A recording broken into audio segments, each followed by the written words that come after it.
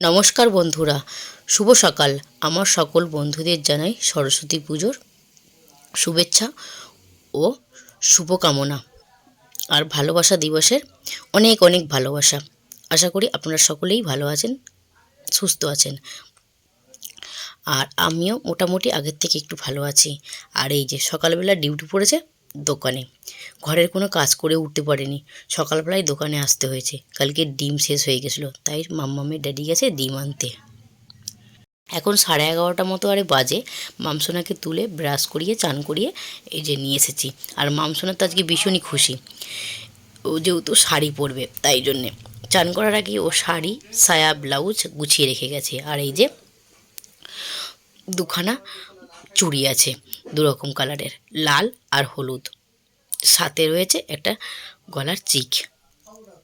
ও এতটাই খুশি শাড়ি পরার জন্য, কি বলবো, অনেকক্ষণ থেকেই বলছে শাড়ি পরিয়ে দাও। এই যে আমার মা সরস্বতী একদম শাড়ি পরে রেডি হয়ে গেছে, আমাকে বলছে মা একটু ভিডিও করে দাও। আর কেমন লাগছে অবশ্যই কমেন্ট করে জানাবেন। চলুন বাবু কি করছে দেখাই। এই যে বাবু আজকে 8টার সময় ঘুম থেকে উঠে একদম রেডি হয়ে গেছে। আর বাবুর এই যে পাঞ্জাবিটা পরেছে, পাঞ্জাবিটা ও স্নান করে আমাকে বলছে আমাকে পাঞ্জাবি দাও, আমি আজকে পাঞ্জাবি পরবো। অন্য অন্য বছর ওকে আমি পাঞ্জাবি পরাতে পারি না, এই প্রথম ও চেয়ে পড়লো। মা সরস্বতীকে আমি সামনে বছর ধনতেরাসে নিয়ে এসেছিলাম। আর এই যে বাবু ফুল টুল দিয়ে গুছিয়েছে, এখনও পুজো করা হয়নি। ফল রেডি করেছে, মিষ্টি রেডি করেছে, ফুল দিয়ে গুছিয়েছে ও। এই যে আমাদের ক্লাবের মা সরস্বতী, মামার বাবু দুজনে মিলে চলে এসেছে এখানে অঞ্জলি দেবে বলে। আমাদের বাড়িতে যেহেতু ব্রাহ্মণ ডেকে পুজো করা হয়নি, তাই জন্যে ওরা এখানেই অঞ্জলিটা দেবে। মামসোনা একদম রেডি হয়ে গুছিয়ে চলে এসেছে, বাবুও এসেছে সাথে। অঞ্জলি দিয়ে তারপর যেয়ে খাবে। যেহেতু চারিদিকে পুজো ছিল, সেই জন্য দোকানের চাপটাও একটু বেশি ছিল। আর মামার বাবু ওরা তো অঞ্জলি দিয়ে খাবে, আর বাবুর ড্যাডিও পুজো দিয়ে তারপরে খাবে, তাই জন্যে সকালে টিফিন বানানোর তাড়াহুড়ো ছিল না। এদিকে দুধ বসিয়ে দিয়েছি আমি, এদিকে কড়া বসিয়েছি। আমার এতটাই কাশি হচ্ছে কি বলবো, কথা বলতে ভীষণই অসুবিধে হচ্ছে। আর এই যে এদিকে আমি ব্রাশ দিয়ে তেলটা ব্রাশ করে নিলাম। আর এইদিকে আজকে আমি ওটস দিয়ে গোলা রুটি বা প্যানকেক বানাচ্ছি। এর মধ্যে আপেল, কাজু বাদাম, দুধ দিয়েছি। আর ওটসটাকে একটু গুঁড়ো করে নিয়েছি, গুঁড়ো করে নিয়ে একসঙ্গে মিশিয়ে নিয়েছি। প্রথমটা কড়াতে উঠছিল না, তাই জন্যে আবার এই চাটুটা নিয়ে নিলাম। এতে আস্তে আস্তে লো ফ্লেমে বসিয়ে বসিয়ে এটা করে নিচ্ছি, উল্টে পাল্টে নিচ্ছি। আর একদম যেহেতু ওটস দেওয়া আছে ভীষণই নরম, উঠছে না, তো একদম একটু তাপিয়ে তাপিয়ে করতে হচ্ছে। এখন 2টো মতো বাজে। এই যে মামসোনা আমার অঞ্জলি দিয়ে চলে এসছে। অঞ্জলি দেওয়া হয়ে গেছিলো, মামকে ওর ড্যাডি আনতে গিয়েছিলো। তো ও বললো না, হোম হচ্ছে, হোমটা হয়ে যাক, তারপরে পুজো শেষ হলে তারপরেই আমি যাব। বাবু তো এখনও আসেনি, বাবু সবাইকে ফল প্রসাদ দিচ্ছে। মাম চলে এসেছে, এবার মামকে আমি খেতে দেবো। যে গুলা রুটিগুলো এক এক করে সব আমি করে নিচ্ছি। আর এখনও একটু বাকি আছে, আর হচ্ছে এইটা হলে আর একবার হলে হয়ে যাবে। ওদের খেতে দিই। মামসোনার ড্যাডিকে আমি বলেছিলাম সামান্য একটু সবজি আনতে। এই যে মামসোনার ড্যাডি একবারে বাজার উঠিয়ে নিয়ে এসেছে। কুল নিয়ে এসেছে, টমেটো নিয়ে এসছে, আর শসা, বেগুন, শাকালু, মৌসুমি লেবু, আর আমি ফুলকপিটা দূরের থেকে নিয়েছি। আর শীষ পালং নিয়ে এসছে, এই যে কুকারে সেদ্ধ বসিয়ে দিয়েছি। প্রথমে ভেবেছিলাম যে বেগুনি করব, খিচুড়ির সঙ্গে বেগুনি বেশ ভালোই লাগবে। তারপরে ঘড়িতে দেখি 2:30 মতো বেজে গেছে, আর অনেকগুলোই রান্না করতে হবে, তাই জন্যে আর বেগুনি করিনি, বেগুন ভাজা করলাম। আর এই যে লম্বা লম্বা করে বেগুন ভেজে নিচ্ছি। আমার মনে হয় লম্বা লম্বা করে বেগুন ভাজলে তেলটা একটু কমই লাগে। এখনও বেগুনটা ভাজা হয়ে গেছে, এখনও তেল দেখা যাচ্ছে। আর গোল করে বেগুন ভাজলে না তেল তো একদম দেখাই যায় না, এর থেকে বেশি তেল দিলেও কম লাগে। বেগুন ভাজাটা উঠিয়ে নিয়ে ওতে আর একটু তেল দিয়ে দিয়েছি। তেলটা গরম করে নিয়ে এই যে কেটে রাখা ফুলকপি আর আলু ভেজে নিচ্ছি।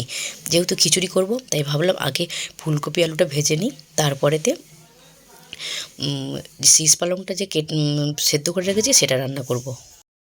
তেলটা গরম করে নিয়ে 5 ফোড়ন আর শুকনো লঙ্কা ফোড়ন দিয়ে একটু লাল করে ভেজে নিচ্ছি। ভেজে নিয়ে টমেটো, কাঁচা লঙ্কা আর আদা একসঙ্গে পেস্ট করে রেখেছি, যেহেতু নিরামিষ খিচুড়ি বানাবো তাই জন্যে। তো ও থেকেই একটু মশলা নিয়ে একটু কষে নিলাম, কষে নিয়ে আর এদিকে মটরশুঁটি ছাড়িয়ে রেখেছিলাম সেটাই দিয়ে দিয়েছি। দিয়ে ভালো করে একটু নেড়ে চেড়ে নিয়ে লঙ্কা আর সামান্য পরিমাণ হলুদ আর পরিমাণ মতো লবণ দিয়ে একটু নেড়ে চেড়ে নিয়ে আর এই যে সেদ্ধ করে রাখা পালং শাকটা তুলে দিলাম। পালং শাকের মধ্যে বাঁধাকপিও দিয়েছি, আলু, শিম, বেগুন দিয়ে পালং শাকের চচ্চড়িটা করে নিয়েছি। ওটা নামিয়ে নিয়ে আর এই যে কড়াতে আবার খিচুড়ির জন্য মশলাও কষে নিয়েছি। যে মশলাটা পেস্ট করে রেখেছিলাম সেটাই ভালো করে কষে নিয়ে কড়াইশুঁটি তুলে দিয়েছি। আর এদিকে আজকে আতপ চাল দিয়ে খিচুড়িটা বানাবো। আতপ চাল আর মুগের ডাল তুলে দিয়েছি। আজকে আর মুগ ডালটা আমি ভেজে দিইনি, এমনি চালের সঙ্গে ধুয়ে নিয়েছি। ধুয়ে এই যে মশলার সঙ্গে ভালো করে কষে নিচ্ছি। কষে নিয়ে কুকারে এটা দিয়ে দেবো। যেহেতু বেলা হয়ে গেছে কুকারেই করে নেব। পাশের ওভেনেতে কুকারেতে খিচুড়িটা বসিয়ে দিয়েছি। আর এই যে এদিকে দিয়ে আমি কুলের চাটনিটা করে নিচ্ছি। 5 ফোড়ন দিয়েছি আর কুলটা একটু নেড়ে চেড়ে নিয়ে অল্প পরিমাণ হলুদ আর স্বাদ মতো লবণ দিয়ে একটু নেড়ে চেড়ে নিয়ে জল তুলে দিয়ে চিনি দিয়ে নামিয়ে নেব ফুটে গেলে। এখন বিকেল 4টে মতো আরে বাজে, আমরা দুপুরের খাবার খাবো। এই যে আজকে দুপুরের থালাটা সাজিয়ে নিয়েছি। আর কী কী রান্না করেছি সেটা তো আপনাদেরকে দেখালাম। আজকে কিন্তু খিচুড়ির কালারটা খুবই সুন্দর এসেছিলো। আর এই যে এদিকে বেগুন ভাজা, খিচুড়ি, পালং শাকের চচ্চড়ি আর টক কুলের চাটনি। খেয়ে উঠে আর 1 মিনিটও দেরি করিনি। এই যে চলে এসেছি বান্ধবীর বাড়িতে মা সরস্বতী পুজোর প্রসাদ আনতে। এই যে আমার সাথে সাথে আপনারাও একটু মা সরস্বতীর দর্শন করে নিন।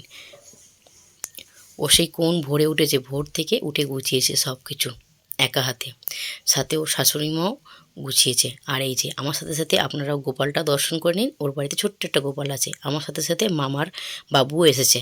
মাম তো এসে 1 মিনিটও কোথাও দাঁড়ায়নি, এসেই ওর বান্ধবীর কাছে চলে এসেছে। এসে দুজনে মিলে খেলছে, মস্তি করছে। আর ও কী করে যায় সারাদিন সেই গল্পটা করছে। বান্ধবীর বাড়ি থেকে এসে আমি ওষুধ খেয়ে শুয়ে পড়েছিলাম। আমি তো উঠতেই পারিনি, এতটাই জ্বর এসেছিলো। তো মামের ড্যাডি একা হাতেই সন্ধেবেলা সারা সন্ধেটাই খদ্দের সামলেছে। আর এই যে একবার এই দোকান একবার ওই দোকান করে সব কিছুই মামের ড্যাডি একা হাতে করেছে। আজ যেহেতু পড়াশুনোর চিন্তাই নেই, তো বাবু এই যে টিভি নিয়ে বসে পড়েছে।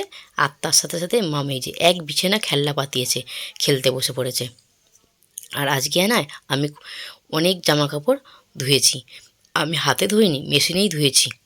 তো সেই জামা কাপড় কিছুটা শুকিয়েছে, কিছুটা বাকি আছে। এখানে এই যে বিছানাটা এই সাইডটা পুরো ভরে গেছে ধোয়া জামা কাপড়ে। এগুলো এখনও গোছানো হয়নি, গোছাতে হবে। আর বাইরেও এখনও এক গাদা জামা কাপড় মেলা আছে। বললাম না আমি শুয়ে পড়েছিলাম, তো মামসোনাকে খেলতে বলেছিলাম। মামসোনা খেলছিল, ও খেলতে খেলতে ওর ঘুম এসেছে, ও তো আমার পাশে যেয়ে শুয়ে পড়েছে।